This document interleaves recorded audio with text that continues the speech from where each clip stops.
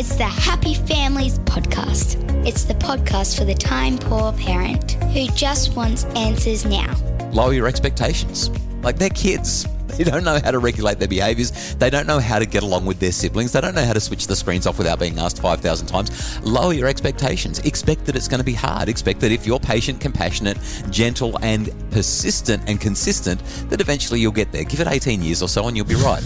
And now here's the stars of our show, my mum and dad. Hello everyone, this is Dr. Justin Coulson, the author of 6 books about making families happier. In fact, I've just finished my 7th book. It's gone through the editing process and it's going to be out in time for Father's Day. I'm so excited. Book number 7, Kylie. You said I'd taken on too much at the start of the year. And I said, I can do this. We can move house. I can acquire a second business and recruit new staff. And I can write 2 extra books this year. And we're on track. It's happening. Oh, and we can... we're doing it. How fun is life when there is that much going on? Your definition of fun and mine are very different, but in light of our conversation the other day about time-poor parenting, fails to amaze me at what you can accomplish when you put your mind to it. Justin? So exciting. Hey, do you think that I'm a fun guy? I'm not talking about a specific kind of mushroom here. I mean, do you think that I'm a fun kind of person? I got a joke. I got a joke because I'm such a fun guy. Uh-huh. Okay. Because, I'm doing some PT at the moment. Uh-huh. I said to my PT the other day, can you teach me to do the splits? And she said, how flexible are you? And I said, I can't make Tuesdays. How bad is that? Oh, okay, let's move on. Did you read in the paper that police arrested a couple of kids yesterday? One was drinking battery acid. The other one was eating fireworks. He charged one. He let the other one off. Hey, we need to talk about our conversation for today because it ties in with my terrible sense of humour. He charged one. Yes, let the other one off, battery acid, fireworks. I get it. Okay. It's not funny if you have to explain it, right? I know. So today's conversation is whether or not we can be happier as parents. It's interesting that we're talking about this because I had this very experience the other day in the car with the kids on the way to school. Yeah. It had not been a good start to the day. We have a... What do you mean? We've had good starts every day this week. We've got a preteen who is just a bit of a firecracker at the moment. Yep. And we're going to let her off? Oh gosh. So anyway, she was very, very moody the other morning and I had just kind of reached my end, and so there was not any talking happening in the car. Yeah, you this was Tuesday morning, you were cranky. And you were not a happy parent. I was not a happy parent at all. But I had watched a movie a few days earlier where one of the women in... What was the movie? Just tell us the movie. I don't remember. Oh, gosh. But one of the women in the story had this really big fake smile on. Yep. And... the lady she was talking to said, why are you so happy? And she says, oh, no, I just read somewhere that if I smile long enough, I can trick my brain into thinking I'm happy. And she's got this ridiculous fake smile on her face. And obviously the story proves that she's not happy at all and she's a very miserable person. But it just, as I was sitting in the car and I was thinking about the fact that I get to choose in this moment how I'm going to be. And I was like, maybe if I just try it. And so I literally sat in the car at the red light and I put on the biggest, fakest smile, and it felt so awkward on my face. Like, it just felt ridiculous. And I just happened to look in the mirror and I took one look at myself. I was like, this is ridiculous. And I sat there for a bit longer. But the meantime, the girls had put a song on the radio, which was just a little bit funky. And I found myself doing the smile again. And I looked in the mirror and then I kind of felt my body like wiggle a little bit to the music. And all of a sudden there was just this instant feel good. Yeah. I was so cranky. The morning had been awful. But just that one thing changed the mood instantly. And it took me a little, I didn't say anything in the car. The kids didn't even know where I was at that moment. They were still too scared, right? Don't say that. But... within half a song, I'd gone from being just stewing over how awful the morning had been to, gosh, I love my kids. Oh. I love them. They drive me crazy, but I love them. And I was so grateful that in that moment, I was driving them to school and I was going to get out of the car and give them a big hug and let them go off to school. And did you? I did. Oh, nice. And it was just such a nice way, which it could have been the complete opposite. Yeah. The kids could have jumped out of the car and run away. knowing that, they weren't going to get any soft, warm fuzzies from mum. But instead, just making that one ridiculous decision to do the biggest fake smile that felt like it did, like literally felt awkward on my face. It felt so ridiculous. It's what I used to have to do as a radio announcer. Turn on the microphone and smile. Literally put a great big smile plastered across your face, no matter how silly it looks, because people can hear when you're smiling and they can hear when you're not. See what I did there? Could you hear the difference in tone? I was smiling and now I'm not.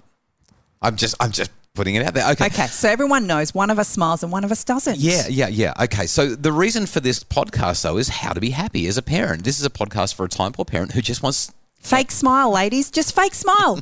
hey, Dad's listen to this too. Well, you fake smile all the time. I do, because it makes me feel great.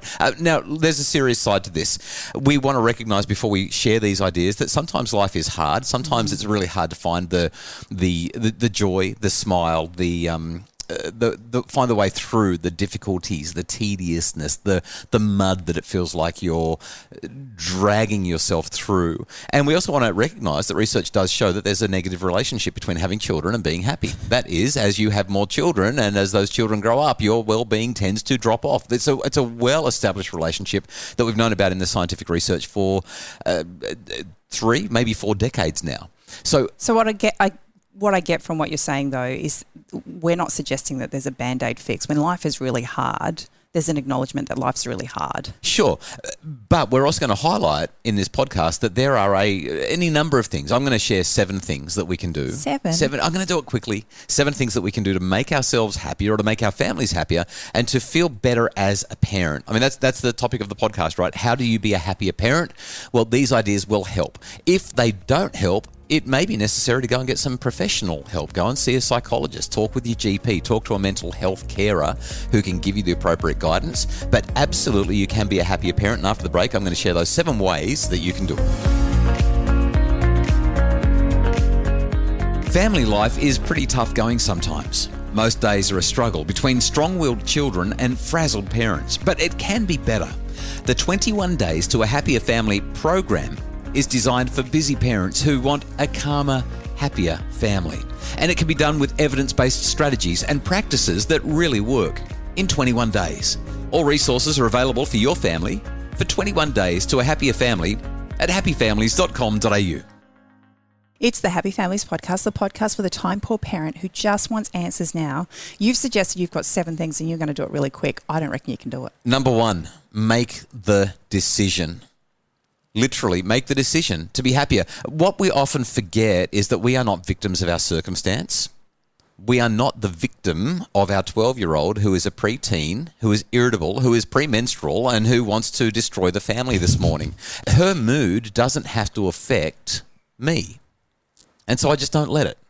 I get to choose. I make the decision. I choose. She can't make me irritable. She can't make me upset. She can't make me angry. She can't make me anything at all if I don't let her. She's not that powerful in my life. I love her like crazy. I want her to be well, and I'll do everything I can to help her. But ultimately, I'm not going to walk out of the room miserable because she's miserable. Yeah, but some people just manage to work through emotions a lot faster. It's not one of my skill sets. It takes me a little while to kind of work through the emotion that I'm feeling. And part of that comes down to actually recognizing what I'm feeling. And of course, you've got to be aware of it, and then you've got to regulate it. But that was what happened in the car the other morning. It was just that recognition. I'm a real crank. Yeah. And I actually don't need to be a real crank. Correct. And she doesn't have the power to make me cranky. This is a choice that I'm making. But it took me a while to get from I'm a crank to recognizing that I actually have control over it. Yeah, so that comes down to practice. And there's also another... I've had lots of practice. There's a second part of this here, and that is, and this is my second suggestion, not only can they not make you feel a certain way, but if you're allowing them to, it's because your ego's in the way. It's all about pride. So get your ego out of the way. Get your pride out of the way. Don't feel like you've got to respond a certain way because that's how they are, and this is the expectation, and I've got to respect myself, and forget it. Like, if the kids are having a lousy time, I'll give them a hug. I'll be compassionate. I'll sit with there and say, we can talk about this. If they're being disobedient or disrespectful, I can work through all that sort of stuff with them as a parent. But my real job is to say, you're having a tough time right now, and I'm here to support you in that, but it doesn't mean I've got to have a tough time too. You're being disrespectful right now. You're not following our family values and principles. I get it. You don't like what's going on. But I don't have to get myself in a tiz, in a fix. I don't have to drag myself down as well just because that's how you are. It's actually about getting rid of the ego, not getting invested in it and saying, I get that's where you are, but I'm not going to play there. It's creating emotional distance without being emotionally distanced from your child. Oh, I love the way you said that. That's excellent. I feel like I need to write that down.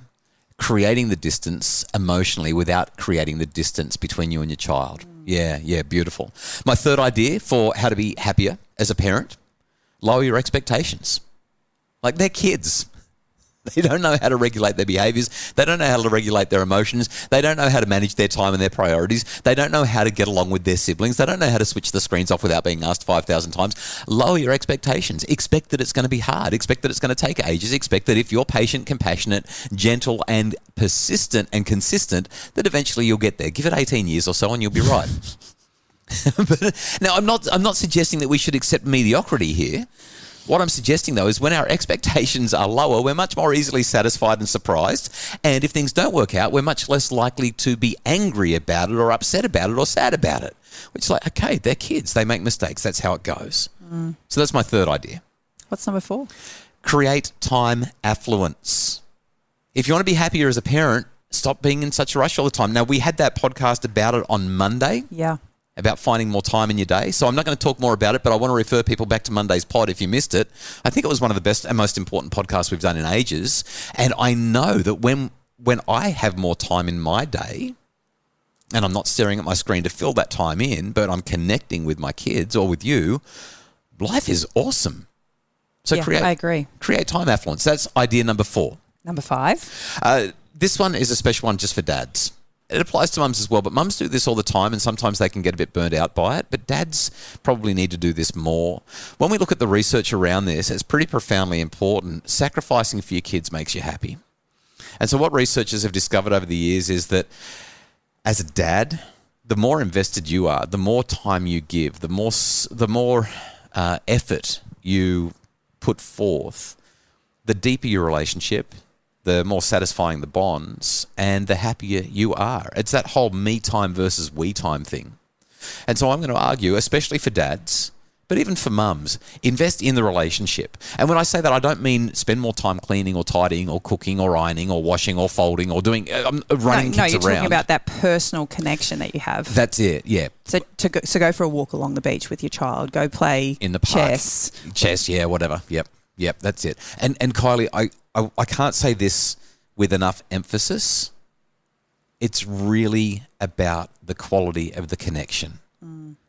And put the phones away. Like, I've been making a really big deal about this lately on the podcast, but I'm watching what happens when the other day I was trying to read an article that was really important to me. I really wanted to get through it. And Emily, our 8-year-old, said, "Dad, can we play chess?" And it took so much for me to put the phone down immediately and say, "Sure, let's play chess." I didn't want to. I don't even like chess. But she loves it.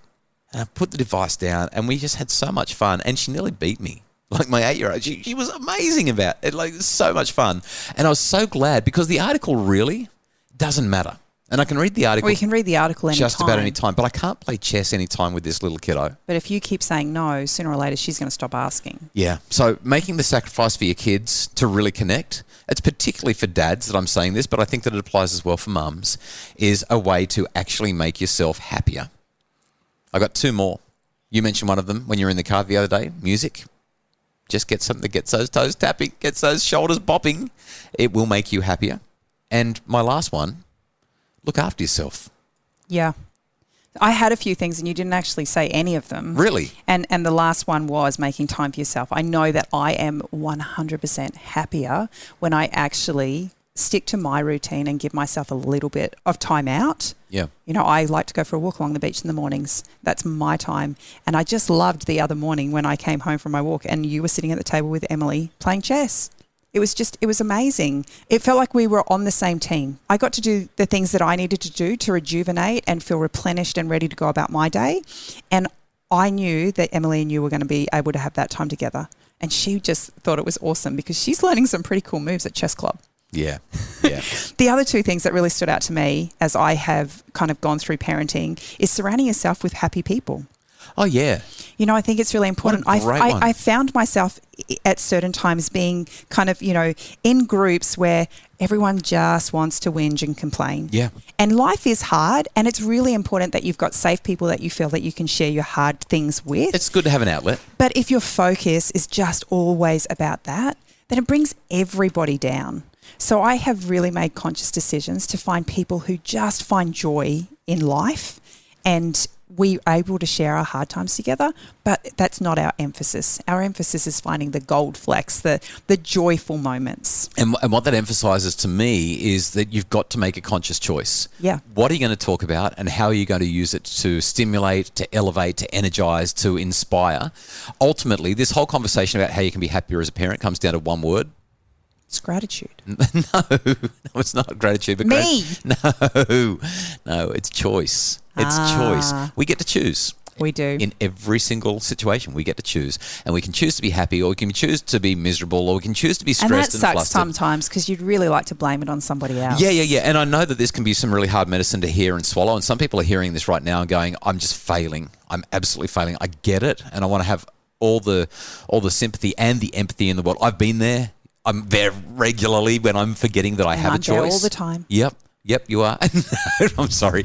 But here's the critical thing. We get to choose. And even if you're feeling horrible about it right now, you know deep down that this is the best news ever. It really is, because when you're in a good space and you can recognise that, there's power. Yeah. It's empowering to know that I get to make that decision.